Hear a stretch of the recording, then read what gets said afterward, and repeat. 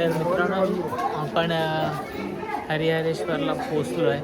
आतमध्ये एंट्री केली नाही. लय थकायला आलं आहे, झोप नाही आली, काय नाही, डोकं दुखत आहे. जस्ट पोचलो आहे, चालतं आहे.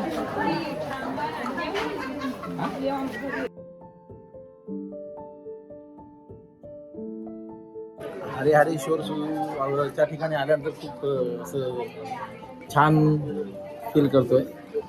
आणि प्रत्येकाने इकडे मला वाटतं एकदा तरी शंकराच्या दर्शनासाठी आमच्या कोकणात देवागरचं आम्ही दर्शन झालो, गणपतीचं, त्याच्या पुढे हरिहरेश्वरचं गणपती शंकराचं दर्शन करायला आम्ही गेलो आहे. इथलं वातावरण खरंच सुंदर आणि सुबक आहे. लोकांची मनं इथे, दुकानदारांची मनं खूप प्रसन्न दिसत आहेत आणि कोकणातली भोळी साधी माणसं ही खरंच प्रेमळ आहेत. आणि आमचे मित्र राहुल यांच्या आम्ही मार्गदर्शनाखाली इथे हरिहरेश्वरला पोहोचलेलो आहोत. याचा पुढचा प्रवास आमचा गणपतीपुळे असणार आहे आणि तो आमचा मुक्काम असणार तिथे शेवटी. आणि पुढचे आम्ही पुन्हा दाखवू तुम्हाला पुढे आम्ही कसं प्रवास करतो ते. धन्यवाद. तर तुम्ही बघितलं काकाने कशी माहिती छान दिली आपल्याला.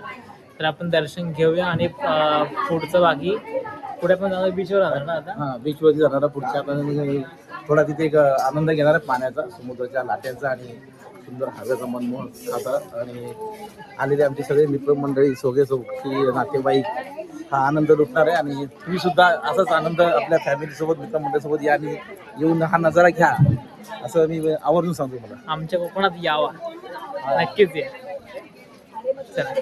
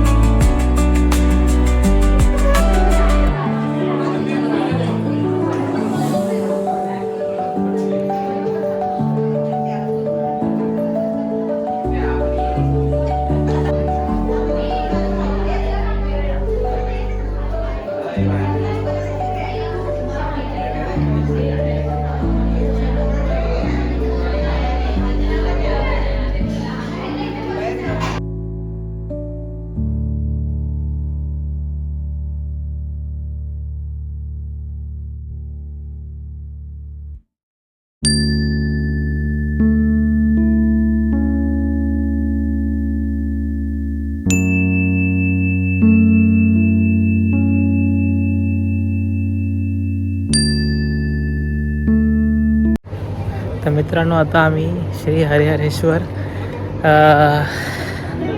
प्रदक्षिणा करायला आलो आहोत. आता आपण तेच करतो आहे. हरिहरेश्वर महादेवांची प्रदक्षिणा करतो आहे. खूप छान वातावरण आहे.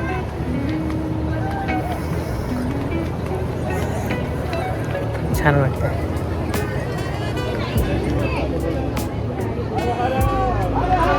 महादेव महादेव महादेव.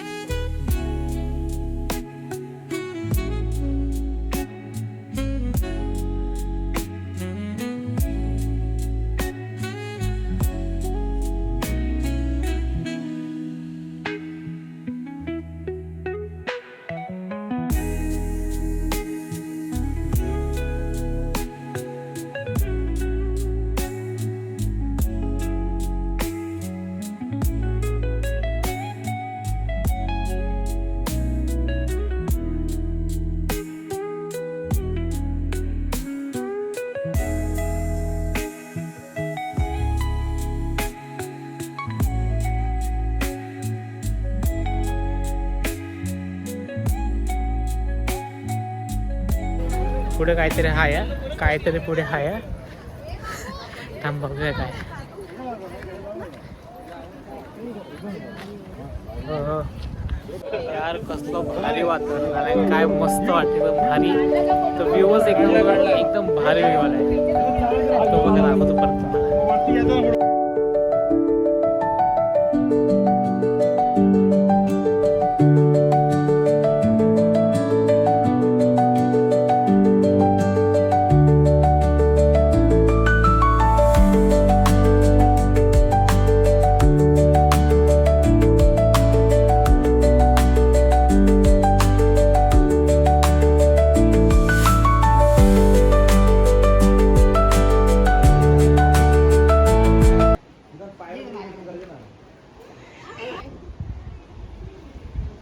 हर हर महादेव. बम बम बोले. जय शिवशंकर. बम बोले. जय शिवशंकर.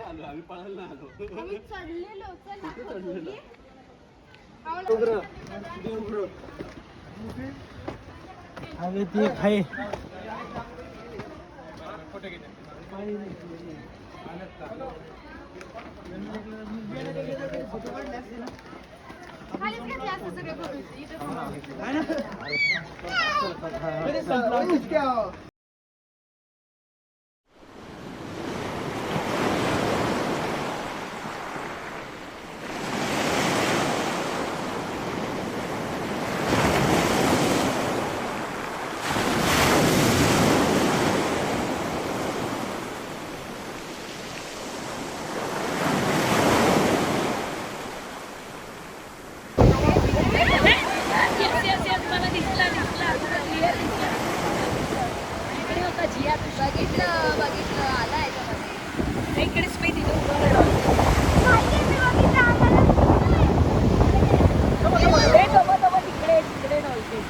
तर मित्रांनो एकदम भारी वातावरण झालेलं म्हणजे अजून पण आहेच आहे. खूप छान वाटतंय खूप छान. हा मोकळं वाटतंय असं तर स्ट्रेस एकदम निघून गेला ते वाटतंय. क्या बात आहे एकदम आल्हाददायक वातावरण आहे. कोकण वाचवा यार. कोकण मला एवढंच म्हणायचं आहे म्हणजे मी कधी म्हणजे मला असं म्हणायचं आहे की आणि मी कधी बोलणार नव्हतो पण बोलायची इच्छा झाली मला बोलायची इच्छा वाटली की माणूस म्हणून मला असं वाटतं जर कोकण वाचला माणूस वाचणार आहे. हा निसर्ग वाचला तर आपण सगळं वाचतो. त्यामुळे निसर्गाला वाचवा आणि ते वाचवणं आपल्या सगळ्यांच्या हातामध्ये एवढं नक्की. खूप सुंदर वातावरण आहे. चला आणि बाकी सगळ्यांना कळलं असेल की मला काय बोलायचं आहे. असं कळलं तर ती न्यूज नक्की ऐकायची. कोकणामध्ये आपल्याला ती मेल येणार आहे कोणती इटलीवरनं येणार आहे माहीत नाही पण ती आपल्या रत्नागिरीमध्ये न यावी.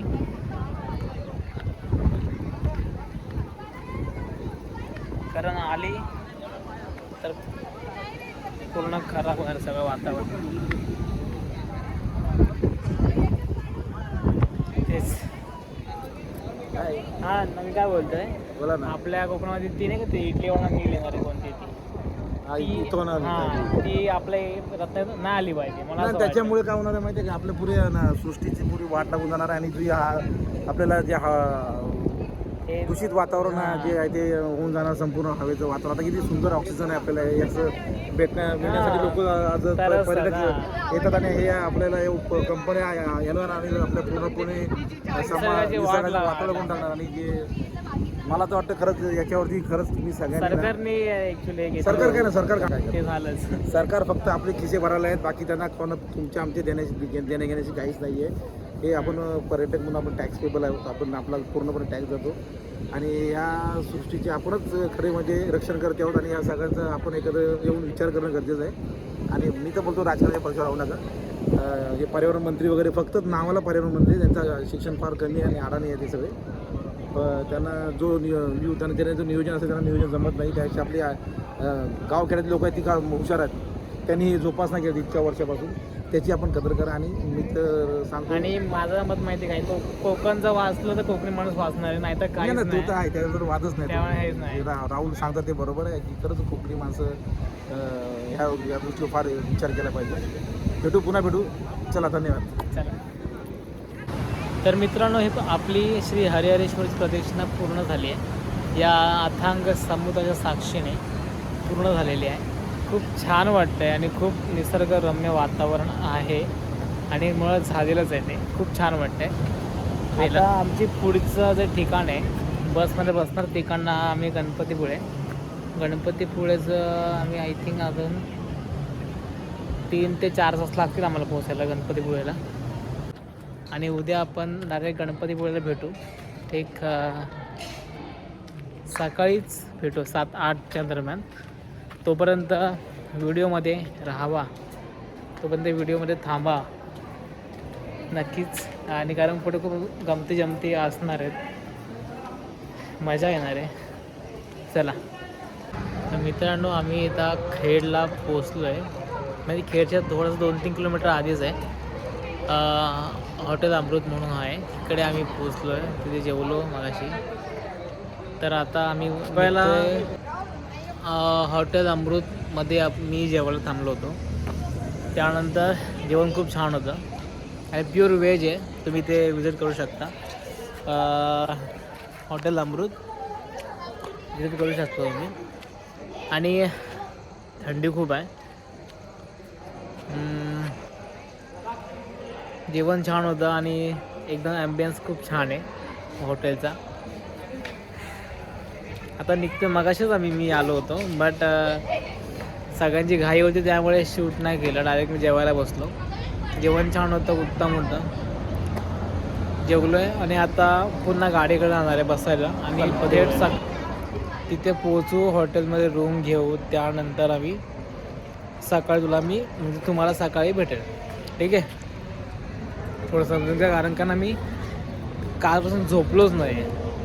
मला झोपच नाही, कारण का ना सकाळी मी लवकर उठलो आहे. त्यामुळे थोडासा चेहरा डल वाटतो आहे, एनर्जी थोडीशी डाऊन आहे.